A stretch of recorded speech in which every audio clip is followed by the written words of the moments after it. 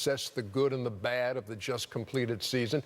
With Kobe Bryant announcing over the weekend that he will call it a career at season's end, I had a chance today to conduct an exit interview of sorts. Kobe's reflections on an unforgettable 20-year run.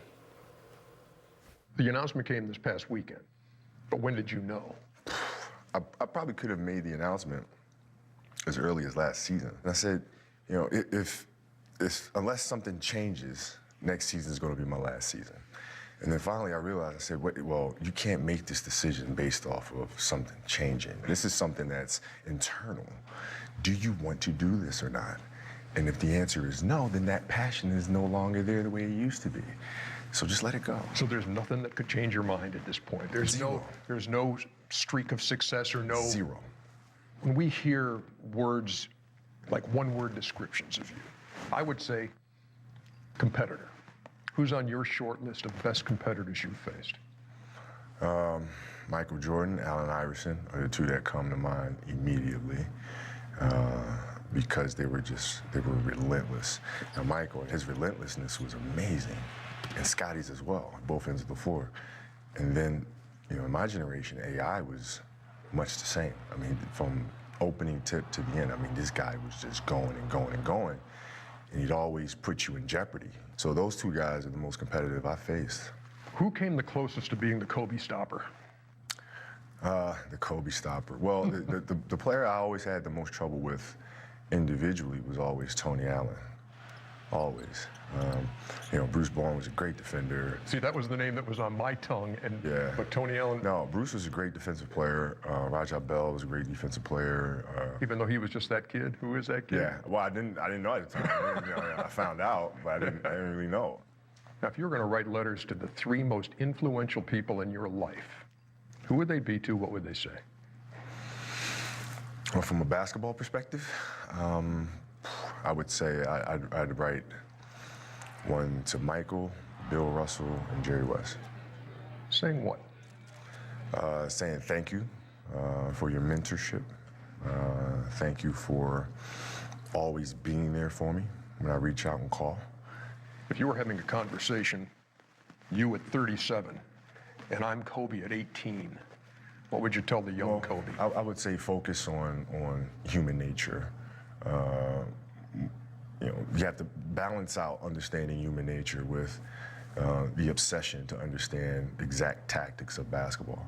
And as I've gotten older, I understood you can execute till the cows come home, but if you don't understand human nature, if you don't understand how to relate to others, if you don't understand what makes them tick, you're never going to win a championship. For those 5 championships, are you able to rank them? Are you able to say this one was more significant to me, or this one meant more, or this one was more special? How do you rank them? I think the standard answer should be no. They're just like kids. They're all special in their own way. But that's just not true.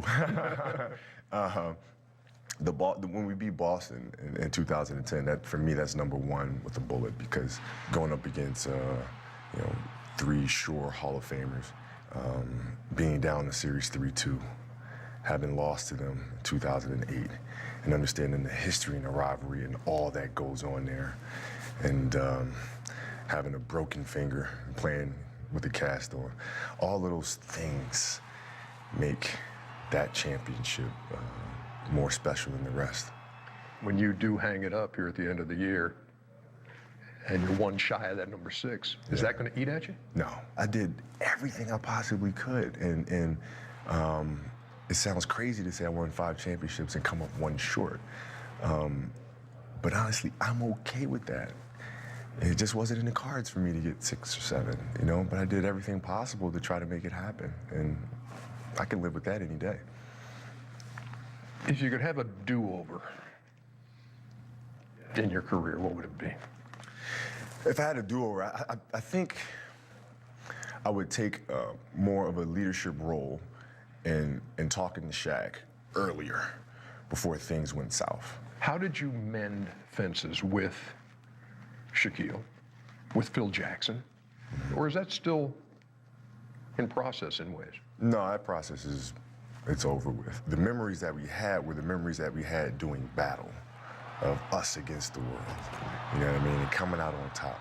And when you have those moments, you forge this type of bond, right? That becomes bigger than the game, becomes bigger than whenever bickering might have gone on. So I think that was the first step. And then the second step was just maturity. I mean, we were both much, much older than we were at the time. And with Phil, when Phil came back to coach in 2006, that was our process. We started that from the first day he came here. When he came back and said, you know what, I want to come help you get these next championships. And I said, Phil, it is not my job to judge or to hold grudges. I understand more than most people that people make mistakes, and we move on. What do you think you're going to miss the most? I think the puzzle of trying to figure out how to get the best out of my teammates, the challenging of them, the relationships I have with them, and then watching them develop from training camp all the way in through the postseason and then into the finals where they're the best version of themselves. You know, that process is the thing that I'll miss the most. You see yourself being a TV guy? No. Really? Yeah, I don't know if I have the patience to do TV. Doesn't require much. No. Charles, Kenny, Yeah. me, you and Shaq side by side, it'd be so warm and fuzzy. You know what's crazy to me is, looking at Charles, you're looking at a transition of a player from, athlete to post. I mean, he's certainly a blueprint. He found what he loves to do and what he's great at and he loves doing, and there you are. If it does intrigue you, I mean, when could you start? Can we just get an agreement here today? Yeah, Okay. yeah. We can have some type of agreement. We'll shake on it. I'll do 60% of revenue split. All right. On the show. Excuse me, let go of my hand.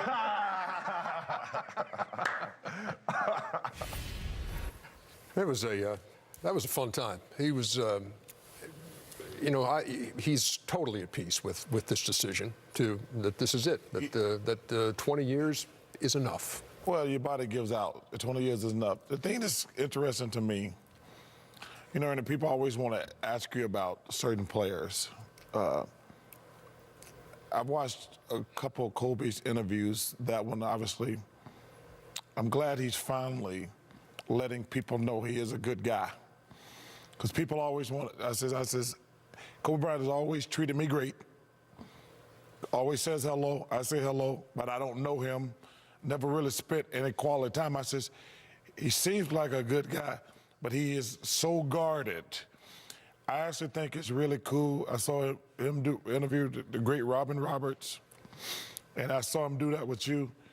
He, like I say, he's obviously one of the 10 greatest players ever, but I wish he had let people get to know him better the last 20 years. Well, you know him.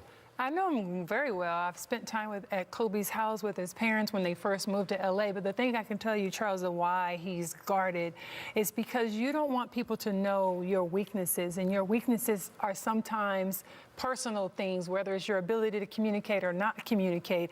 And the fact that he was so driven and focused on basketball was his true love and passion.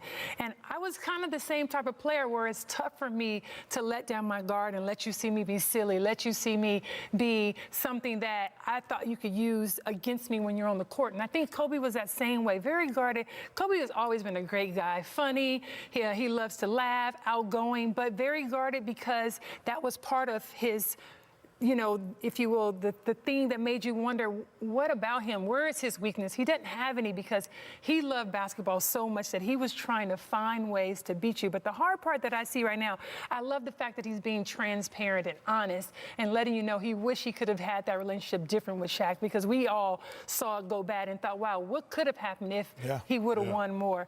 For him to even tell you who the best defenders were for him, Kobe would have never let you know who bothered him back in the day playing defense. He was like, there's no such thing as a Kobe stopper. That would have been his answers 3, 4, 5 years ago. And the last thing I like to say is just the maturation that he's had in life. I mean, we've seen Kobe come in as a young kid, and he had a chip on his shoulder, and he had all this confidence that you thought, and we all saw it was even cocky, where you thought, man, I don't really like this dude. But you always could say, as a competitor, he was one of the best. And, well, obviously I'm biased being in LA, but I love Kobe. And you've been to his house and ate his food. But none of us have. But, you know, the one thing that you she see. talked to Becca Hammond, too. No question. He's just name dropping all night. All Well, night, you you know know, what I'm what can I say? You know, women have to show up and do a job better than the men and get the spot. So I had to do my homework. Okay. Well, you know, the funny thing is, you know, when I first heard about it, the thing I thought of was air ball to clutch shots. Like a guy used to shot air balls in the playoffs. Comes 4 back, of them against Utah. 4 of them, and then makes game winners consistently.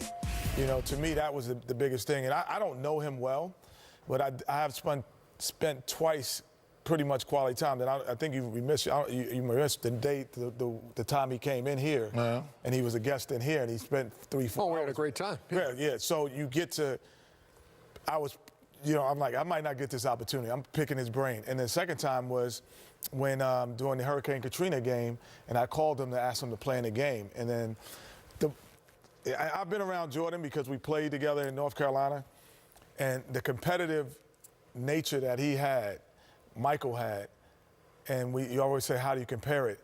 The one thing I remember, this is a charity basketball game for Hurricane Katrina.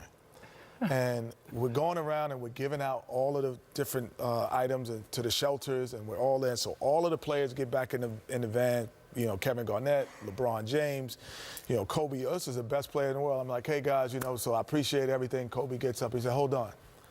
I just want you to know, I'm gonna bust your butt if you don't come play tonight. This is a charity game for Hurricane. We just gave out. He had just changed his whole demeanor and got focused. And you talk about that guard to let them know that I'm still an alpha dog on this bus. Always. And letting people know that. To me, it was a couple things that just made you go, he's different. Yeah. It's been an He's honor. different. It's been an honor and a privilege to watch him play. Without question. It's been an honor and a privilege. When we come back, Shaq is not here. Thank God. But Shaq and a Fool is. How do we pull that off? Stick around and you'll find out.